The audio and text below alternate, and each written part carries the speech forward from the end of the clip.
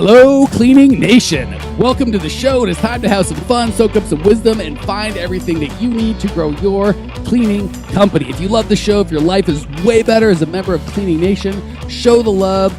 Throw us a 5-star rating review, share with friends, make sure you get hooked up on Facebook, subscribe to iTunes, YouTube. We got all the good stuff. Show the world you're a proud member of Cleaning Nation. Today, we are chatting with Boris Voyanovich from Maids.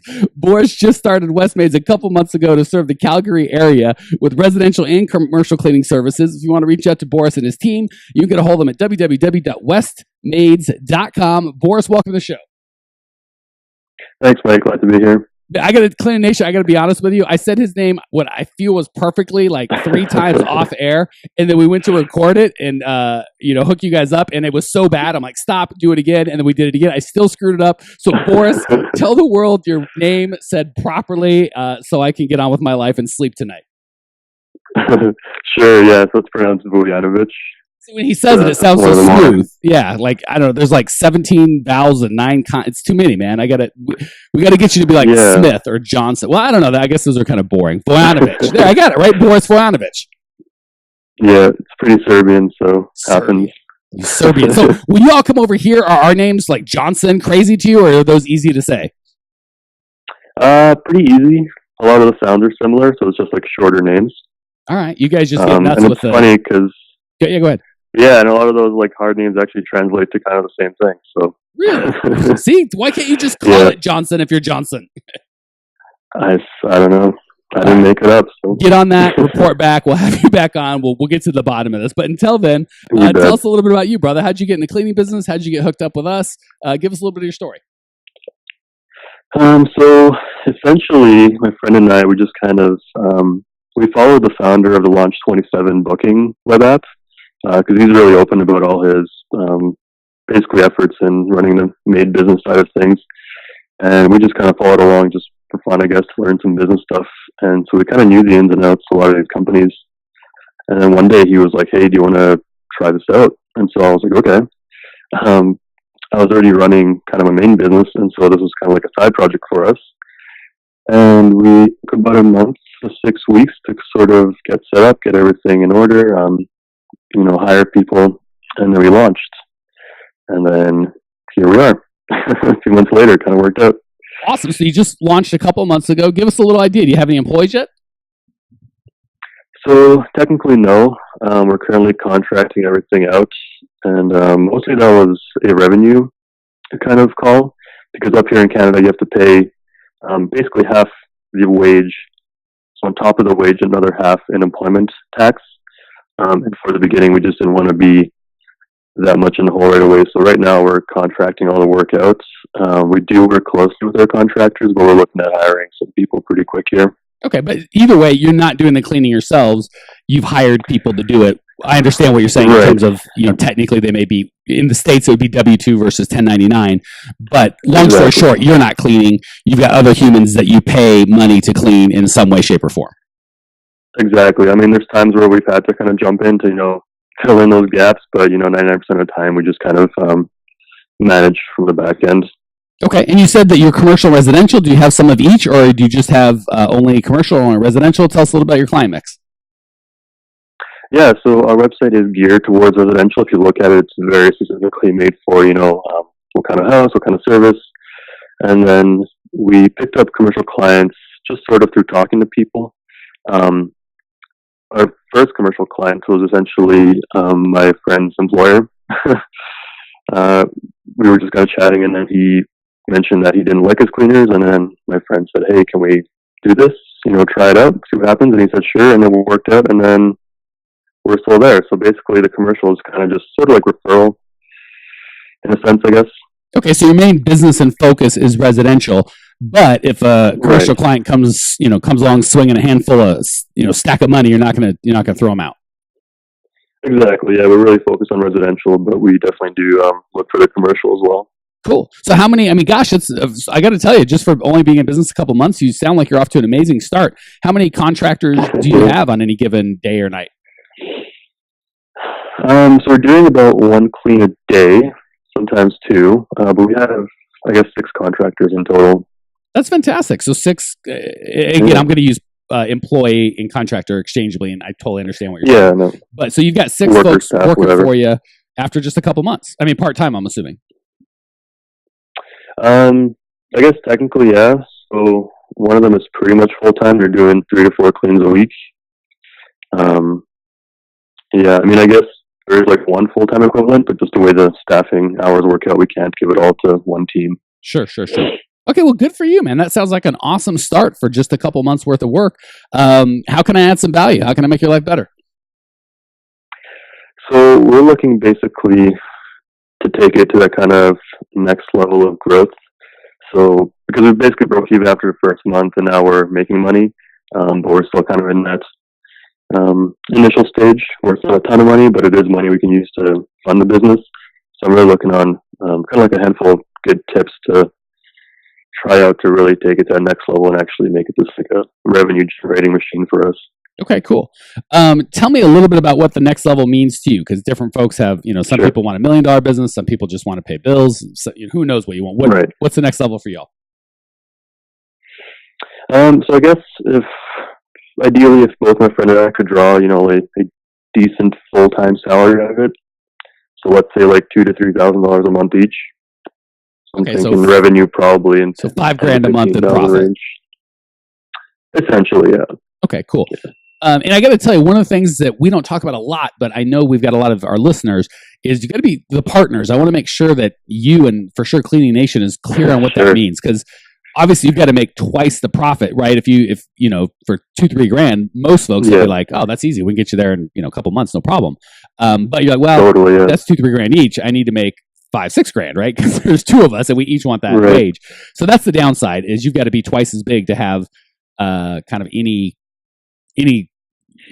result. And the flip side to that is, so that's the downside. The upside is you guys have got the ability to really, one of the frustrating parts about the cleaning business, and it's easy to get caught up in this early on, is that constant working. If I leave, everything's going to fall apart. Nobody's in charge. Everything's a mess. And that can lead to 60-hour weeks, haven't had a vacation in 2 years, that kind of mind-numbingness. Whereas you all, since you're both owners, that's not the case, right? You should be able to leave and trust your partner to be in charge and vice versa. Is that kind of how it is so far? Absolutely, yeah. I mean, I've tried, businesses with other partners before, and it just didn't work out because of just poor fit. With my current partner, we're just an amazing fit, skills-wise. He's really good at handling customers and converting disasters of cleans into monthly recurring cleans, which I was amazed at. And then I can handle all the operation side because I have more of the business experience. And while we do, kind of cut our profit in half, essentially, he's been a huge help. So I'm really happy to be working with him for sure. Yeah, you just need to make sure that you're getting more than double. There should be some synergy, right? 1 + 1 shouldn't equal 2 with you guys. It should equal 5. So you want to make sure because if you just say, well, we're going to grow twice as fast, but we have to cut it in half, so it's equivalent to being on our own. There's all the other headaches of which direction do you want to go? Which direction does he want to do? And there's all this other kind of brain damage and drama that comes with having a partner. So for it to pay off, for it to make sense, you need to make sure that if you were going to grow, to X amount by yourself, and together you're not growing 2X, you're growing 5X, right? There's kind of got to be a synergy to offset the extra work and headache you've got to maintain a partnership. Does that make sense? Totally, yeah. And these are kind of on the same page. Like, we really want to grow it to a point where we can just hire a manager to oversee it. And then we can just, take our share of that. Cool. So, and this is that's huge. Probably a boring, maybe not what you want to hear, but I want to make sure I give you and Cleaning Nation the best coaching I can. Certainly with a partnership, I would probably get that foundation built first. And so many people want to do stuff like on the partner side, forget it, it'll be fine. Let's just get the customers, let's just get the employees, let's just build, which is really step 2. If you build that on a weak foundation of a poor partnership, or I shouldn't even say poor, a not clearly legally and in writing defined partnership, you're setting yourself up for growth, because there's only 2 times partners fight or things go wrong. One, when there's no money, right? Like, hey, we lost money. One of us or both of us have to kick in cash. And then one guy, I work too hard, I'm not doing it. And then that could really blow up a partnership. That's not even the worst case. The worst case is the opposite end, when there's a ton of money. All of a sudden, when it's like, hey, we're really successful. When we started, it's like, oh, I like you, you like me. I'm always going to treat you square. You're always going to treat me square. All of a sudden, you add some zeros to the value of the company and the dollars going on.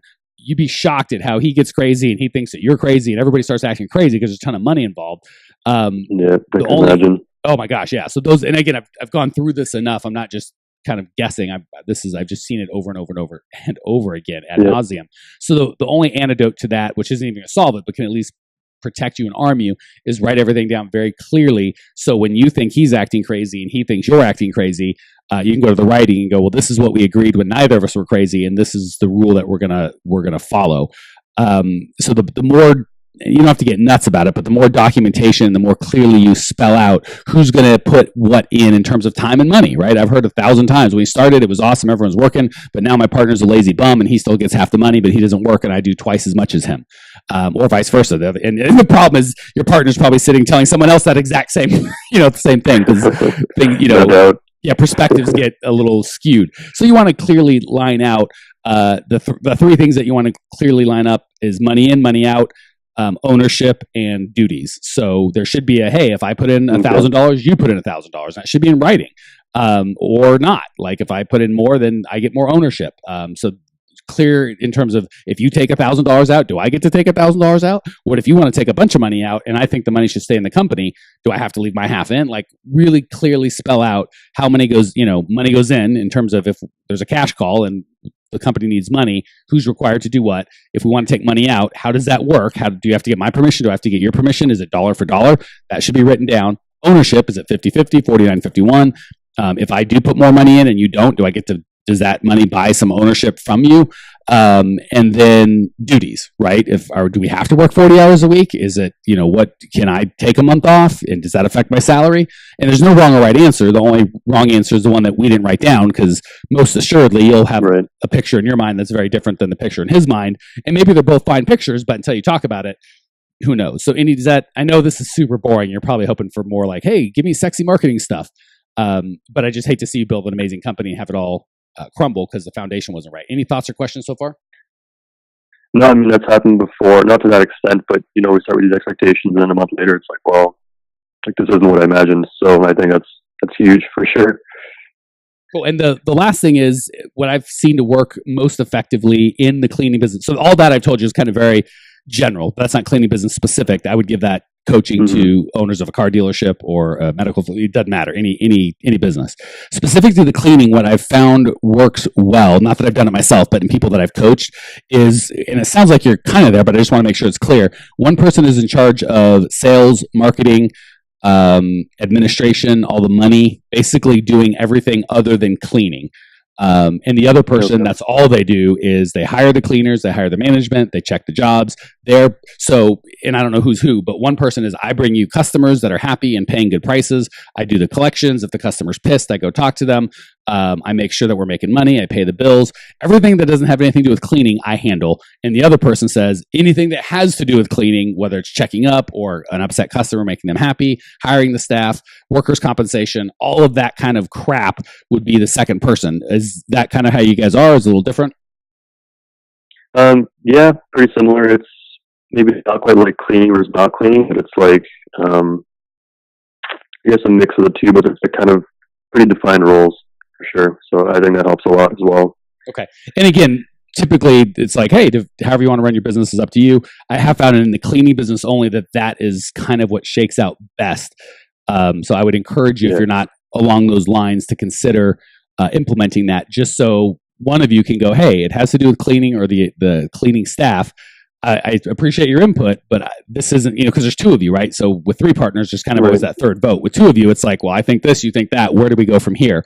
If you say, well, it has to do with cleaning and the cleaning staff, that's on you. I will give you my input and I'd like you to consider it, but you will make the final decision and I will support it 100% because your job is to make sure all of these buildings get clean and the customer's happy, period. When it comes to, I think we should charge more, I think we should charge less, I want to fire this customer because they're not paying, I want to spend this kind of money on marketing, I want to, anything having to do with billing or marketing or client attraction or administration or, all that stuff, same thing. obviously the other person should listen to the first person's feedback, but at the end of the day, it's, I'm assuming yours, but you can switch it. It's your job and your responsibility. You get the final say. There just needs to be this clarity of, if it's in this bucket, I make the decision. Of course, I'm going to respect and honor your input, but at the end of the day, I get all the votes, you get none of the votes. In this other bucket, it's reversed. Does that all make sense? Yeah, definitely. I think that's something I'll definitely look into. Cool. Make sure it's clear in that way. Before we hit the lightning round, I'll try and give you just a tidbit of like, okay, great, jerk. Now, how do I freaking answer my question? So the answer to your question is, first and foremost, to go to the next level, if you don't have that foundation, you're like, hey, how do I build the second and third story on top of my first story? And I'm going, hey, check your foundation, make sure it's set up for a 3-story building, which is not the most fun conversation, but again, I think it's the correct one. The next thing is clarity. Right. I would want to be real clear with him in terms of, because again, so right now, are you more sales and marketing, or are you more production? Just so I can use the right verbiage. I do more in the production. Okay, so let's say you get the cleaning done. He does the sales and marketing. It's super important that you guys are clear. In general, yeah. Yeah. So let's just assume, for purposes of this conversation, that that's the case. Sure. He might say, "Hey, I can add 30 new clients this month. I just need to spend $5,000 on client attraction." Well, you're like, whoa, I can take on 10, maybe 15 tops, right? So there needs to be a clear goal in terms of when I said, where do you want to be? It shouldn't just be like, so here's how I'd look at it. Let's say you want to make $5,000. Well, I'm going to assume that if you want let's assume a 20% profit margin, which is pretty good. That means you need $25,000 a month in sales. I'd break that up into, well, if our average customer's, $250, we need 100 customers. Does that, I know I went real quick, but does that math ring true, or does that make sense so far? Yeah, definitely. Cool. So you and he need to agree, okay, well, if I need to pick up 100 customers, do we do that in the next 3 months? Do we do that in the next year? Do we do that in the next 5 years? Because you've got to be the one to actually handle these and onboard employees. And, he can give you too many customers and you can lose them all because you can't handle them. He can give you too few and you're like, hey, I can't hire anyone. We're never going to get there. So the first and foremost, I would quantify how much money do we need to make personally. I'd reverse engineer that to what does that mean we need to make gross. I'd break that down into how many new customers do we need. And of course, take into account some customers are going to quit, right? I usually figure 10% a year. So you figure that you need 110% of the customers that you really need. So when 10% leave, you're okay. And then break that down by month. So you and he both agree his expectation is the guy that goes out and gets the clients is 3 new clients a month at, $250 each, or 4 new for $1,000 a month. And in 12 months, you're going to have that $10,000 a month, or whatever the case may be. And then also agree on a budget, right? Because oftentimes the production guy's like, just go get it, just go sell. I don't want to spend any money on that. And if he's smart, he's going to, dude, well, of course, you're handicapping me. If you only want 2 customers a month, yeah, I shouldn't get a marketing budget. But if you want 20, I need money. Like that, I can't do that by myself. I need some money. So that's probably the next step I would say in going forward. And again, you can't do that if you're not really clear. Is it your job to get the work, and is it my job to get the work done? Before you have that conversation, you can't have the next conversation of how many customers do we need, how quickly do we need them, what's reasonable, and what kind of a budget should you have to make that happen. So that would be the next step. Questions, comments, or thoughts before we hit the lightning round? No, I think it's a great point because we kind of ran into the problem as we were starting to grow. Just organically, we started getting more and more customers who were like, oh, we can actually service these people. So I didn't realize that was something we should look at ahead of time. So that's a good point. Yeah, you definitely want to, especially him. He's like, dude, you yell at me when I don't get you any customers, and I get you 20. And you yell at me when I get you too many. Like, you're killing me. Help me out here. So again, there's no right or wrong answer. The wrong answer is the one that you haven't discussed. The right one's the one that you agreed on. For you, it might be 1,000 a month in growth. For someone else, it might be 10,000. But you just got to be right. And same thing. You need budget. You're like, hey, if you need me to hire 20 new people this month, I need money. That doesn't. I need help. So that conversation is better had up front. Cool. Let's hit the lightning round. I'll take a break and give you the opportunity to share your experience with Cleaning Nation. I'm going to give you 3 quick questions. Sure. You're going to give 3 amazing answers. Question number 1, what's the best piece of advice you've ever received personally, professionally, just best piece of advice overall? In general, just talk to people. So that can be either, potentially your customers. You don't have to be selling them, but you just inquire, hey, do you use this service? Because that may help you identify what kind of client you're after, or they might say, oh, I do. Why do you do that? I'm not looking for someone, whatever. And then even just following up, like, for example, you might think a clean went well, but it didn't, and you want to get feedback on that. Just make sure it doesn't happen again, because you will get those customers that do tell you and tell the world over social media. right? And then on the other hand, if you have a great clean, make sure you follow up and say, hey, can you post that on Yelp, Google, or whatever? Because people do look at those reviews and they do make a difference. Great point. Couldn't agree more. Well said, Boris. Question 2, what's the biggest, and this will be a tough one for you, but I'm dying to hear it. I know you're new, but what's Sure. the biggest mistake you've made in the cleaning business? Maybe you can save some of the rest of us some headache. That's actually an easy answer. Make sure you have expectations for the jobs that are being performed, because we kind of went in saying, oh, if we get awesome cleaners, then we can just let them loose and everything will be good. Well, it turns out we were wrong. And so we realized we needed basically just like a checklist so we can give them and say, make sure you're fulfilling every single box for the service level you're doing. And we found that definitely helped in communication with the cleaners, but also with the customers, because they actually had something to look at and say, oh, okay, you guys did this. Yeah, let me encourage you that I know it probably seems like a bummer. You're like, man, that seems so obvious. How do we miss it? Let me encourage you, brother. Most folks are in the business a year, 2 or 3 years before they get that. So I get that you're like, man, stupid. How did I miss it? I'm going to go the other way and go, well played. A lot of folks don't get that. They'll pay me a year and a half in to kind of walk them through that. So nice job figuring that out. Last question. What's one idea, personal or professional, that Cleaning Nation can put into practice right away? As soon as they finish listening to this podcast, they can go do it, and it'll improve their life and or their business. I guess this is kind of might sound weird to some people, but start a blog, because blogs are huge for search engine marketing and ranking, basically. And very few companies are actually investing in their online kind of search efforts, and a blog is an easy way to kind of get that started. And essentially, the way it works is that the more pages your website has, the more authority Google will give your website in general, so you'll rank higher for those keywords. And each blog post is a page, and so that's just an easy way to grow your website without too much effort. And for the folks out there that are like, because let me tell you, the way that'll blow up in your face is you start a blog, you do 2.5 posts, and then maybe one more a month from then. And then when I come to your blog, I notice that you did 2 and they sucked and they were 2 years ago. Right. Take it down. That's going to hurt you. So if you're like, oh my gosh, I just have so much to do, I can't do it. You can get someone on Fiverr or Upwork, or there's a lot of options. You can pay someone shockingly inexpensive. Absolutely, yeah, if you're doing SEO, they should already have people. So long story short, there's more than one way to blog that cat. I tried to go skin that cat, and I don't think it works. Sorry about that, Clean Nation. I've really let you down. There's more ways to attack that problem. Yeah, Boris's last name I'm still kerflubbled. So by the time this is over, I'll have my head together.